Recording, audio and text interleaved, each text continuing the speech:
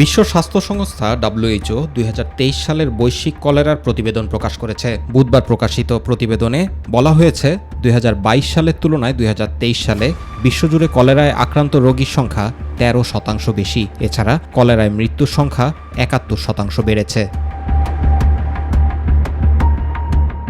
এক বিবৃতিতে এ তথ্য জানিয়েছে জাতিসংঘের বৈশ্বিক স্বাস্থ্য নিরাপত্তা বিষয়ক অঙ্গ সংগঠন বিশ্ব স্বাস্থ্য সংস্থার প্রধান নির্বাহী টেড্রোস আধানম গেব্রেয়েসুস বলেছেন, সংঘাত, জলবায়ু পরিবর্তন, অনিরাপদ পানি ও পয়ঃনিষ্কাশন ব্যবস্থা, দারিদ্র্য এবং বাস্তুচ্যুতির জেরে কলেরায় মৃত্যুহারে এই উল্লম্ফন ঘটেছে। অথচ এই রোগটি নিরাময়যোগ্য এবং সঠিক চিকিৎসা পেলে রোগী দ্রুত সুস্থ হয়ে ওঠে।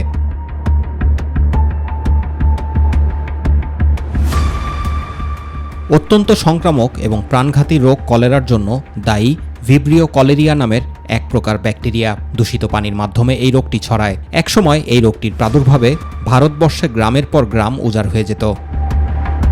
2023 সালের কলেরা পরিস্থিতি নিয়ে বিশ্ব স্বাস্থ্য সংস্থার কাছে নিজেদের তথ্য দিয়েছে 45টি রাষ্ট্র।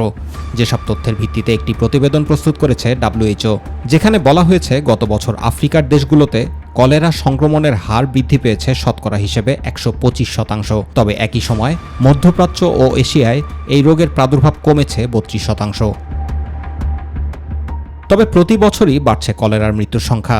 WHOর প্রতিবেদন অনুযায়ী 2020 সালের তুলনায় 2021 সালে মৃত্যুহার বেড়েছিল 13%, 2021 সালের তুলনায় 2022 সালে বেড়েছে 38% এবং সর্বশেষ 2022 সালের তুলনায় 23 সালে বেড়েছে 71%। 2023 সালে Democratic Republic of Congo, Malawi, Somalia, Haiti, Mozambique, Zimbabwe সহ মোট 22টি দেশে মহামারী আকারে কলেরা ছড়িয়ে পড়েছিল।